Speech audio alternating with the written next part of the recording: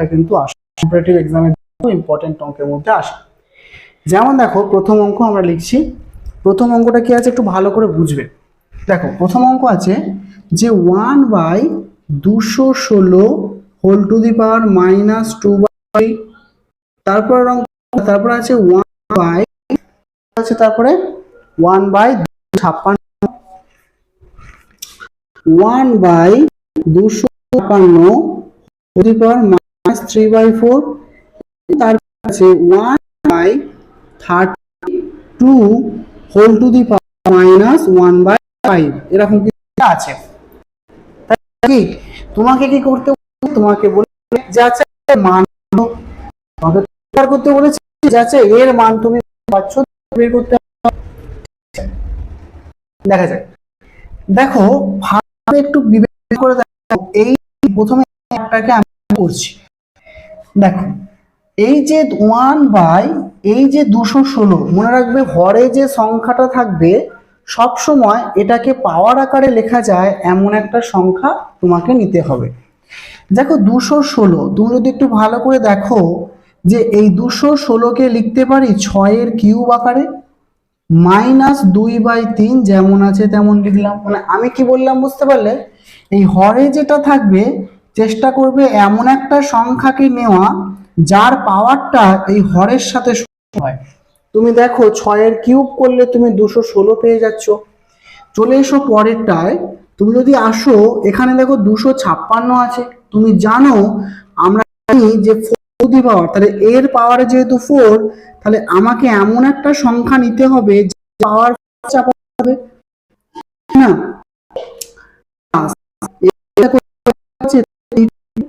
তাহলে 32 এমন সংখ্যার হবে আর পাওয়ার 5, যদি 2 টু দি 5 করি তাহলেই দেখো তুমি পেয়ে যাচ্ছ কত না, 2 টু দি পাওয়ার 5 করলেই তুমি পেয়ে যাচ্ছ 32, হ্যাঁ কি না।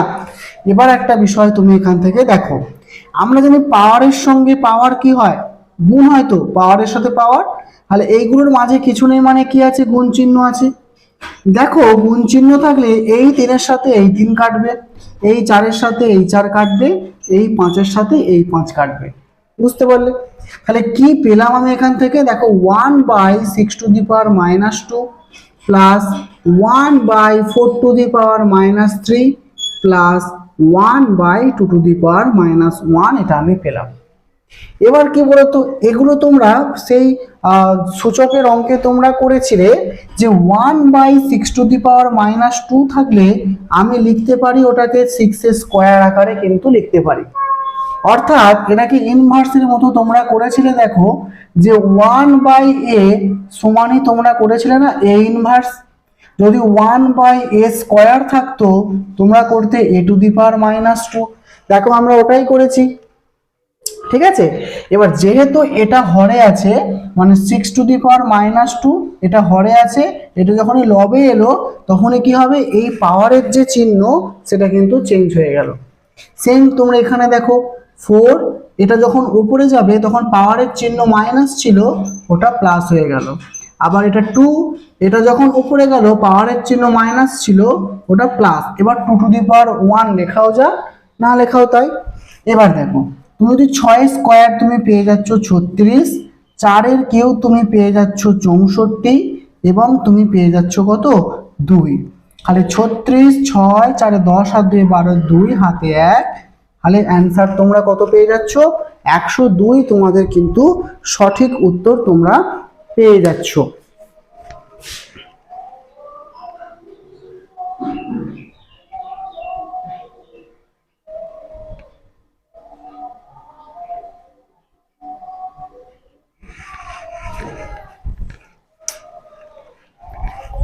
ঠিক আছে, মানে আমাদের লক্ষ্য কি থাকবে, এই 216কে এমন একটা সংখ্যার পাওয়ার আকারে নিয়ে যাওয়া যার পাওয়ারটা এই হরের সাথে সমান হবে। দেখো আমি 6-এর কিউব করলে 216 পাবো, কেন 6-এর কিউব করলাম, কারণ এই হরে কি আছে 3, আর আমাকে 3 3 কাটতে হবে বলেই কিন্তু আমি 6-এর কিউব আকারে নিয়ে এলাম। এটা তোমরা প্র্যাকটিস করার মধ্য দিয়ে কিন্তু অঙ্কটা কভার করতে পারবে, ঠিক আছে।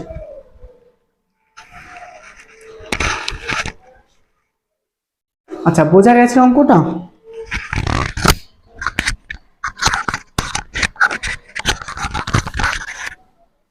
ঠিক আছে, আমরা এবার পরের অঙ্কটার দিকে যাব। আমরা এবার পরের অঙ্কটার দিকে যাচ্ছি। আচ্ছা, পরের অঙ্কটা আমরা দেখতে পেলাম। দেখো পরের অঙ্কটা দিয়ে দিয়েছে, একটু ভালো করে দেখো। আচ্ছা, এই অঙ্কগুলো সম্ভবত জিআই এর কোয়েশ্চেনে আসে, জিআই, কিন্তু এগুলো কিছু কিছু অঙ্কে, কিছু কিছু পরীক্ষায় না এগুলো অঙ্কেতেও দিয়ে দেয়। অঙ্ক মানে তোমার ওই যেগুলো হাতে কলমে করতে হয়, জিআই বাদে ওটা দিয়ে দেয়।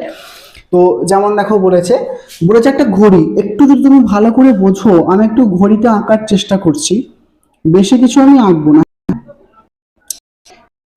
ঠিকই 9টা জানো, হয় 6 হয়, তাহলে অবশ্যই ছোট কাঁটা যেটা থাকবে সেটা 9-এর ঘরে যাবে এবং বড় কাঁটা হচ্ছে এটা। কিন্তু একটু খেয়াল করে দেখো তো, ছোট কাঁটা কি পুরোপুরি 9-এর ঘরে যাবে? হ্যাঁ কি না? না, কখনোই কিন্তু পুরোপুরি 9-এর ঘরে যাবে না। খুব ভালো করে বুঝবে। তার কারণ কি, যখন পুরোপুরি 9টা বাজবে, যখন পুরোপুরি 9টা বাজে, তখনই কিন্তু এই ছোট কাঁটাটা 9-এর ঘরে অবস্থান করে। হ্যাঁ কি না? বোঝা গেছে? তাহলে দেখো, তাহলে এই যে বড় কাঁটাটা 12-র ঘর থেকে আস্তে আস্তে আস্তে আস্তে আস্তে আস্তে আস্তে আস্তে 6-এর ঘরে এলো, তাহলে অতক্ষণে নিশ্চয়ই ছোট কাঁটাটা 9-এর ঘরেই বসে থাকবে না? ছোট কাঁটাটাও নিশ্চয়ই আস্তে আস্তে এইভাবে তোমার যাবে, এরকম কোন একটা জায়গায় অবস্থান করবে। মানে যে সময়ে বড় কাঁটাটা 12টা থেকে, মানে 12-র ঘর থেকে 6-এর ঘরে এলো, তবেই তো 9:30 বাজবে। তাহলে সেই সময়ে কি ছোট কাঁটাটা 9-এর ঘরে বসে থাকবে? কখনোই নিশ্চয়ই বসে থাকবে না। হ্যাঁ কি না? তাহলে এবার খুব ভালো করে বোঝো জিনিসটা কি বলছে।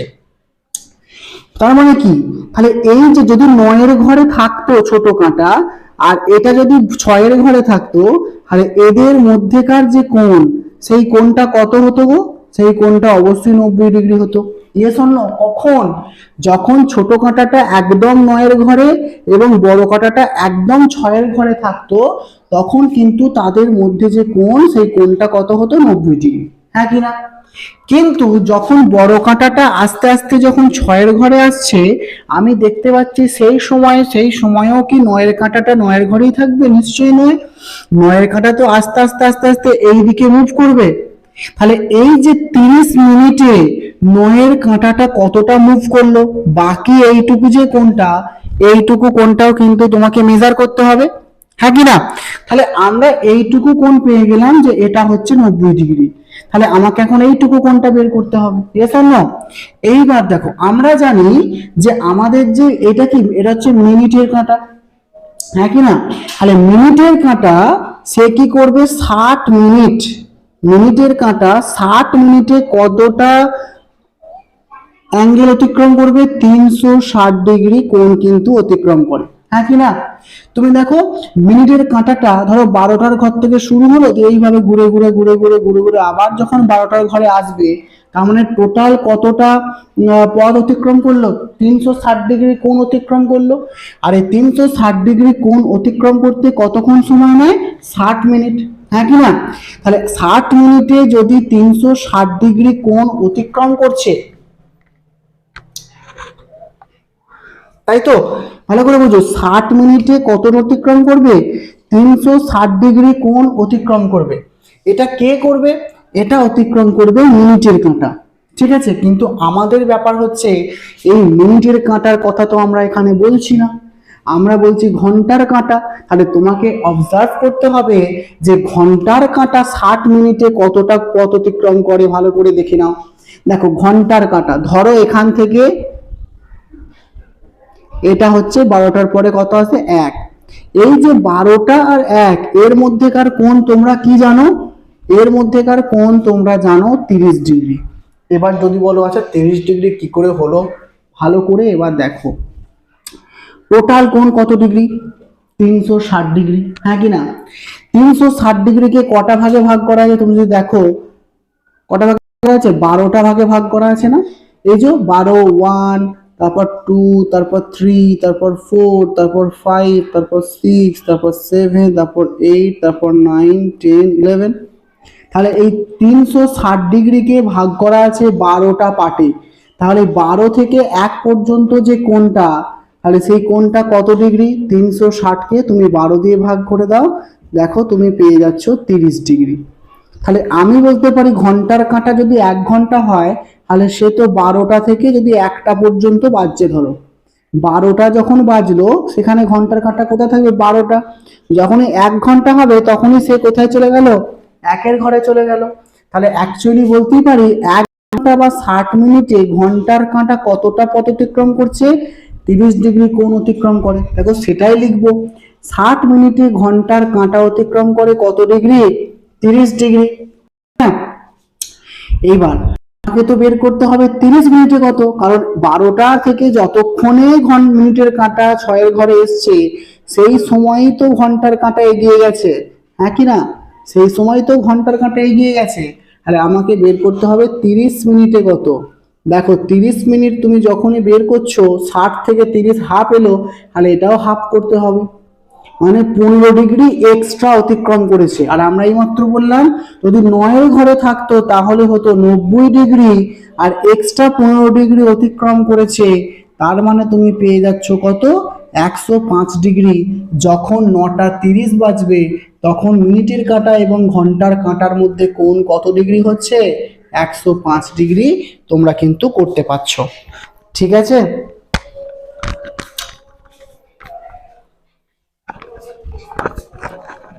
কি বলছো বুঝতে পারোনি? আচ্ছা ঠিক আছে, আমি আর একবার একটু ভালো করে একটু বলছি। দেখো এই দিকটার দিকে একটু তোমরা তাকাও, ঠিক আছে? এটা ছবিটা আশা করছি তোমরা বুঝতে পেরেছো। দেখো ভালো করে দেখো, ধরো এটা হচ্ছে তোমাদের ক্লক, ঠিক আছে? আচ্ছা 12, 1, 2, 3, 4, 5, 6, 7, 8, 9, 10, 11। খুব সুন্দর করে দেখো টোটাল কোণটা কত ডিগ্রি? 360 ডিগ্রি, হ্যাঁ কি না?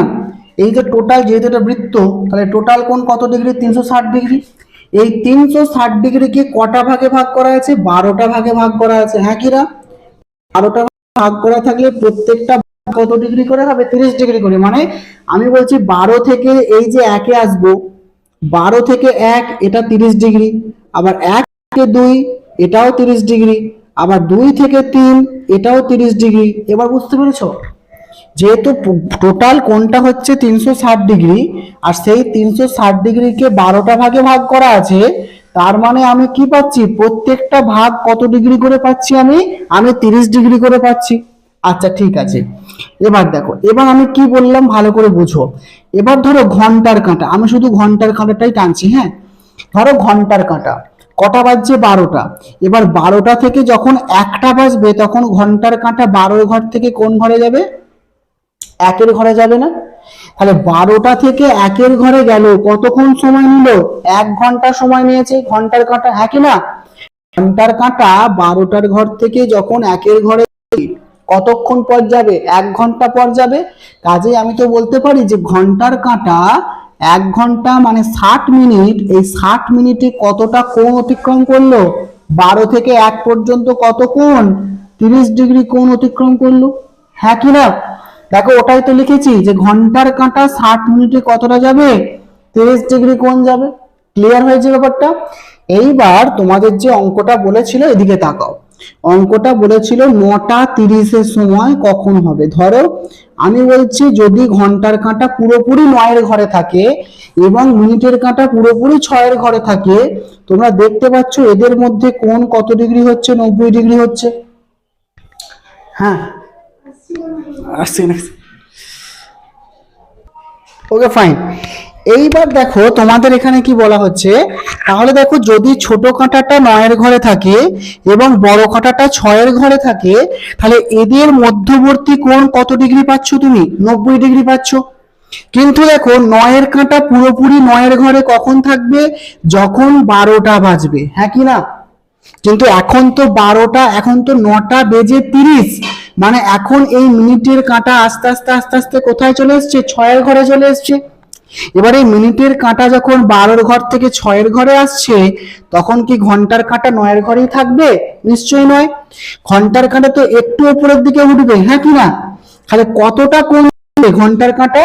তাহলে এই যে এতটুকু ধরে এসছে, এতটুকু কত সময়ে এসছে? কত সময়ে এসছে? 30 মিনিটে এসছে, হ্যাঁ কি না?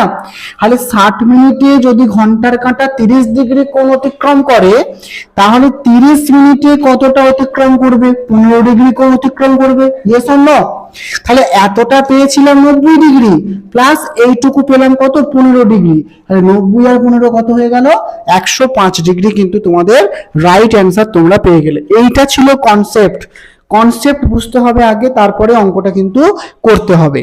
ঠিক আছে? ঠিক আছে, এবার আমরা আমাদের নেক্সট অঙ্কের দিকে কিন্তু যাচ্ছি। ঠিক আছে,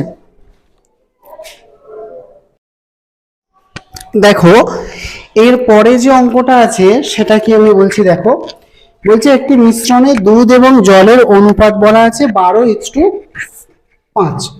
তার মানে কি? দুধ এবং জল মানে মিল্ক অ্যান্ড ওয়াটারের রেশিও কত বলা আছে? 12:5 বা 12:5 এখানে কিন্তু বলা আছে। এই মিশ্রণে 8 লিটার জল মিশ্রিত করলে নতুন মিশ্রণে দুধ এবং জলের অনুপাত কত হয়ে দাঁড়াচ্ছে? 4:3। একটু ভালো করে বোঝো, এখানে কি যোগ করছে? জলটাকে যোগ করছে, হ্যাঁ কি না? জলটাকে তো যোগ করছে। তাহলে যেহেতু জলটাকে যোগ করছে, দুধটাকে যোগ করেনি, দুধের কোনো কথা বললে করেনি, কাজে দুধের পরিমাণটাকে আমাকে সেম করতে হবে। সেম করার জন্য কি করছি? এখানে যেহেতু দুধের পরিমাণ 12 ছিল আর এখানে 4, তাহলে 4কে 12 করার জন্য এখানে আমি 3 দিয়ে গুণ করলেই এটা 12 হয়ে গেল। এবার অনুপাতের যেহেতু এই বাঁ দিকটাকে 3 দিয়ে গুণ করেছি, তার মানে আমাকে ডান দিকটাকেও 3 দিয়ে গুণ করতে হবে। তাহলে দেখো ডান দিকে আমি জলের পরিমাণ পেয়ে যাচ্ছি 9 ইউনিট। আগে ছিল 5, এখন ছিল 9, কত বেড়েছে? 4 ইউনিট এখানে কিন্তু বৃদ্ধি পেয়েছে। এবার তোমাকে বলে দিয়েছে এই যে 4 ইউনিট, এটা সমানই তোমাকে বলে দিয়েছে 8। দেখো 8 লিটার জল ঢালা হয়েছে, তার মানে 4 ইউনিট সমানই কত? 8। তাহলে 1 ইউনিট সমান তুমি পেয়ে যাচ্ছ কত? 2। প্রশ্ন চেয়েছে যে তাহলে আগে দুধের পরিমাণ কত ছিল? দুধের পরিমাণ তো 12, সে আগেই থাকুক বা এখনই থাকুক, দুধের পরিমাণ তো 12, তাহলে 12 ইউনিট সমান সমান কত হবে? 12 গুণ 2 সমান 24। তোমাদের কিন্তু রাইট অ্যান্সার চলে আসছে। ঠিক আছে, তাহলে আগে দুধ কতটা ছিল? দুধ ছিল 24 ইউনিট, আমরা পেয়ে যাচ্ছি, বা 24 লিটার দুধ কিন্তু আগে। ঠিক আছে, অঙ্কটা ক্লিয়ার হয়েছে? এখানে একটা বিষয় ভালো করে নোট করবে, আমি কিন্তু জলকে এখানে দেখো দুধটা কোনো পরিবর্তন আমি করিনি। কেন? কারণ এখানে বলা হয় দুধের পরিমাণ কিন্তু চেঞ্জ রাখতে বা চেঞ্জ করতে বলা হয়নি, তাই দুধটাকে আমি চেঞ্জ করিনি। আগে যেমন 12 ছিল এখনো কিন্তু আমি 12ই রেখে দিলাম। ঠিক আছে, অঙ্কটা ক্লিয়ার হয়েছে? আচ্ছা, এবার আমরা চলে আসছি আমাদের পরের অঙ্কে। পরের অঙ্ক যেটা বলছে একটু অন্য রকমের অঙ্ক এখানে রয়েছে। এটা দেখো, এখানে একটা বিষয় লেখা আছে যে 7 less than 2x minus 3, 7 less than 2x minus 3 less than 17। এইখানে একটা অঙ্ক এখানে বলা আছে, দেখি বলা আছে ভালো করে বোঝো। বলা আছে x যদি একটা পূর্ণবর্গ সংখ্যা হয়, তাহলে x এর মানটা ঠিক কত হবে সেটা এখানে বের করতে বলছে। সবার আগে কি করবে? তোমরা মনে করো যে এই লেস দ্যান আর এই লেস দ্যান মানে তোমরা সমান, তাহলে তোমরা এখানে কি থাকবে? এখান থেকে যদি তোমরা একটু ভালো করে দেখো, এই তিনটা যদি এদিকে আসে তাহলে 7 প্লাস 3 হবে, লেস দ্যান 2x, এবং এই তিনটা মানে প্রত্যেকের সাথে আমি 3 যোগ করছি। কেন 3 যোগ করছি? আমাকে যেহেতু এক্সটাকে বের করতে বলেছে, তাই এক্সটাকে আমাকে একা করতে হবে, এক্সটাকে আলাদা করতে হবে। কিন্তু প্রথমে 2x এর সঙ্গে 3 যেহেতু বিয়োগ আছে, তাহলে এই -3টাকে হাঁটাবার জন্য কি করতে হবে? প্রত্যেকের সাথে +3 যখনই করে দিলাম, তখনই দেখো এখানে -3 আর +3 করলে 0 হয়ে গেল। এবার 2x পড়ে রইলো। তাহলে তুমি কত পেলে? 10 less than 2x less than 20। এবার x এর সঙ্গে 2টা গুণ আকারে আছে, তাহলে এবার xটাকে একা করার জন্য কি করব? xটাকে সেপারেট করার জন্য প্রত্যেককে 2 দিয়ে ভাগ করব। 2 দিয়ে ভাগ করলে তুমি পেয়ে যাচ্ছ কত? 10। এবার একটু ভালো করে নোট করো, এক্সটা কি বলেছে? এক্সটা বলেছে পূর্ণবর্গ সংখ্যা হতে হবে। খুব ভালো করে দেখো, তাহলে এক্সটাকে পূর্ণবর্গ সংখ্যা হতে হবে এবং সেই পূর্ণবর্গ সংখ্যাকে 5 এবং 10-এর মধ্যে হতে হবে। একটু ভালো করে বিবেচনা করে দেখো তো, 5 আর 10-এর মাঝে পূর্ণবর্গ সংখ্যা কোনটা রয়েছে? তুমি বলবে যে স্যার 9 রয়েছে। অবশ্যই 9, কারণ 9কে তুমি যদি রুট করো তুমি 3 পাচ্ছ, তাহলে 9 একটা পূর্ণবর্গ সংখ্যা, তাহলে অবশ্যই কি রয়েছে 9। তোমাদের অ্যান্সার কি তাহলে চলে আসছে 9, তোমাদের কিন্তু রাইট অ্যান্সার। অঙ্কগুলো ক্লিয়ার, কনসেপ্ট বোঝা গেছে? ঠিক আছে, আজকে এই থাকবে।